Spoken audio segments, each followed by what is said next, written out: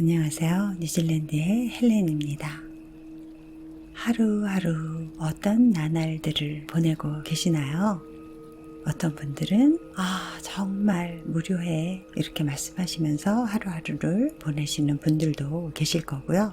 어떤 분들은 나도 좀 무료하다라는 걸 느껴봤으면 좋겠어 할 만큼 정말 바쁘게 정신없이 살고 계시는 분들도 계실 거고요. 또 그런가 하면요, 어떤 분들은 무료하던 바쁘던 간에 나는 제발 고통 좀 없이 살아봤으면 좋겠어 라면서 하루하루를 아주 힘겹게 살아내시는 분들도 계실 거예요.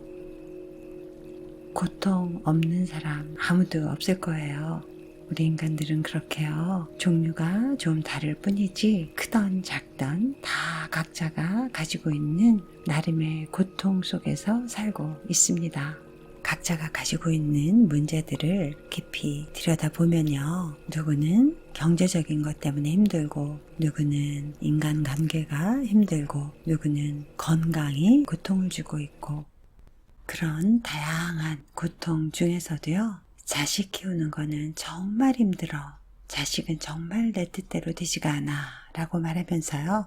그 어떤 어려움도 다 감내할 수 있는데 정말 아이들 교육시키는 것만큼은 세상에서 제일 힘든 것 같아 라고 말하시는 분들 적지 않으실 거예요.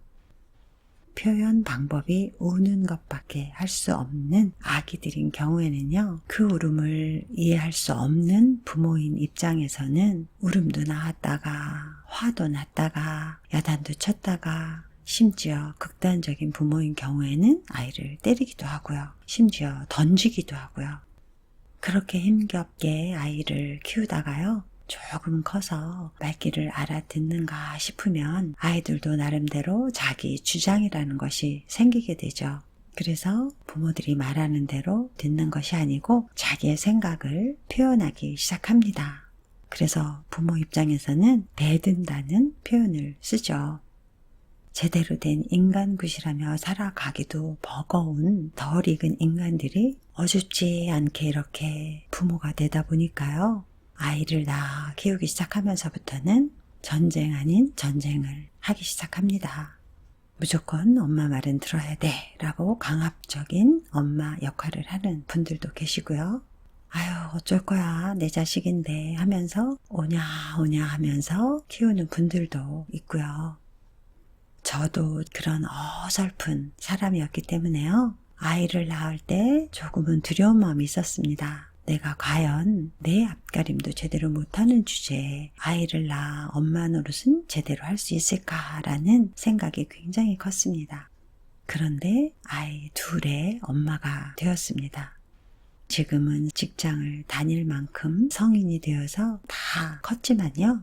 아이 둘을 키우면서 저도 너무나 많은 시행착오를 겪었죠. 첫 아이는 딸인데요. 아주 아기 때 심하게 낯가림을 해서 저를 힘들게 했던 거를 제외하고는 근본적으로 온순한 성격을 가졌기 때문에요.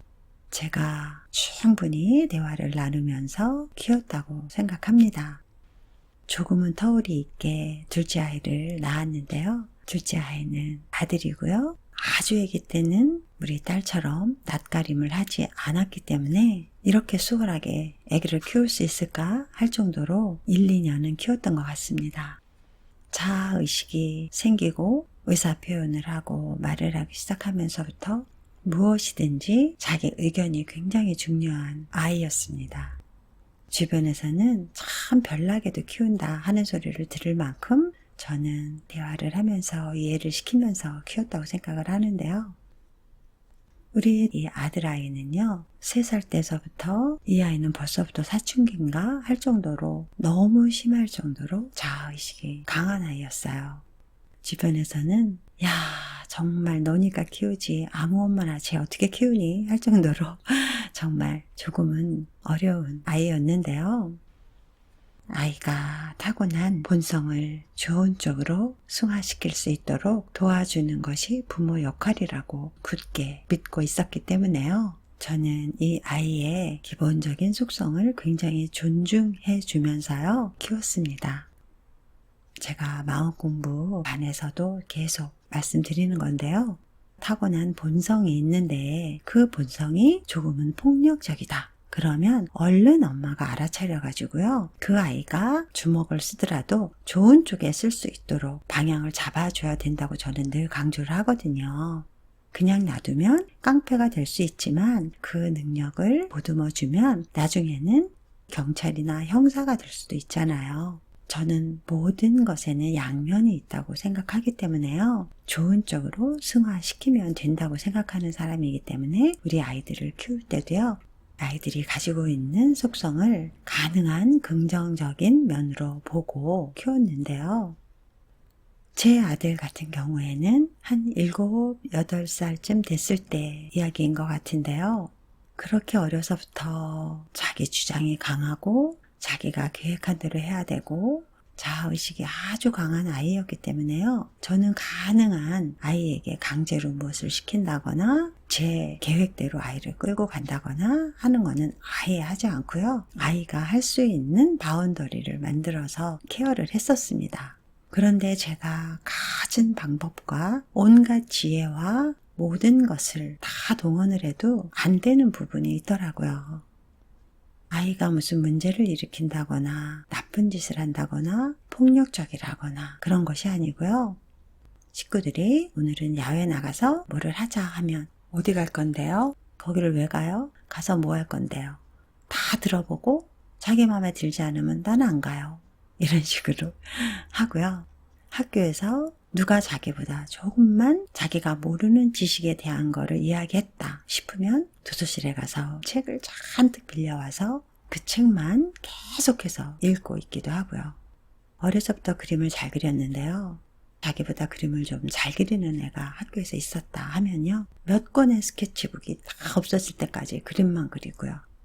저녁을 먹으려고 아이 방문을 열고 밥 먹자라고 하면요.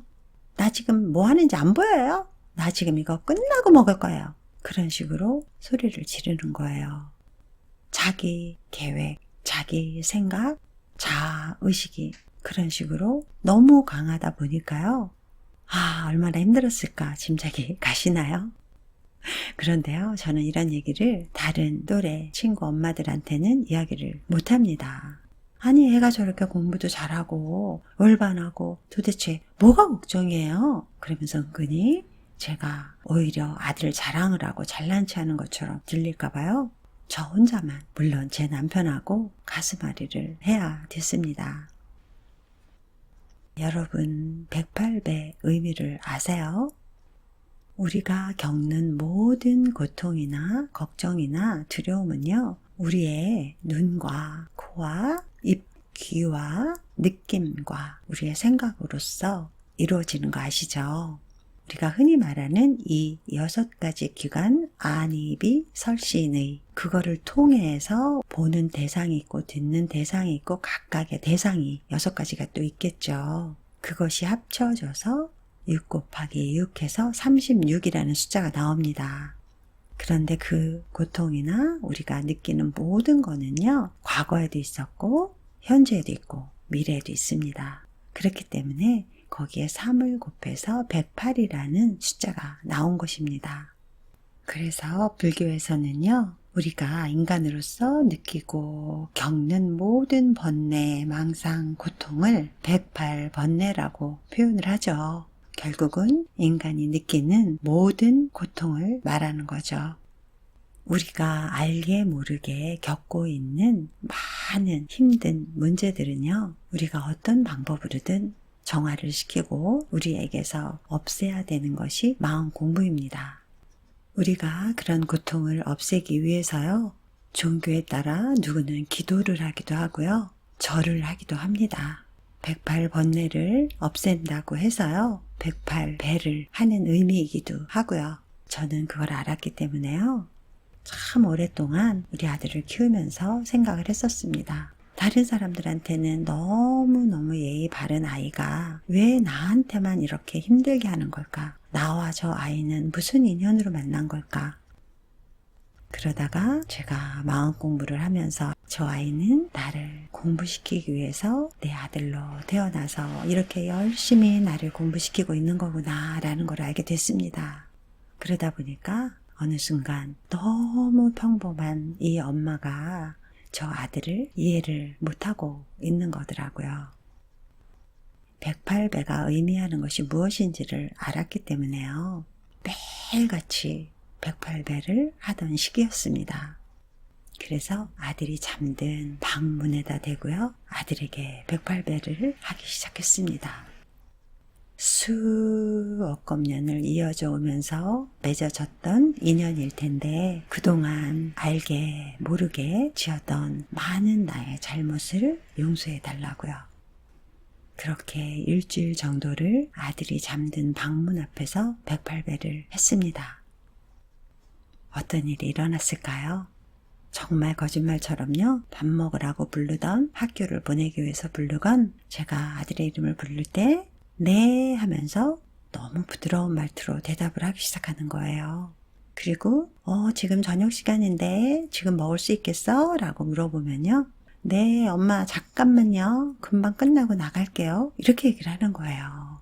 저는 그 순간을 정말 잊을 수가 없습니다. 우리 아들은 지금 어른이 됐지만 아직도 개성이 강하고 자기 주장이 강하고 자기의 소신이 굉장히 뚜렷합니다. 어릴 때 그 강한 성격이 참 감사하게도 긍정적으로 승화를 시켜서요. 지금은 의사를 하면서도 교육 사업과 멘토링을 하면서 많은 젊은 친구들을 돕고 있습니다. 제 유튜브 채널 중에 내 안에 나라는 제목으로 올린 영상이 있는데요. 제가 마음 공부를 시작하게 된 계기는 저희 딸 때문입니다. 그런데 제가 수행을 본격적으로 마음 공부란 이름으로 하게 된 거는요. 어찌 보면 저희 아들 때문인 것 같습니다. 이렇다 보니까요. 저는 의심하지 않고 지금도 확신하는 거는요. 저희 아이들은 분명히 제 스승입니다.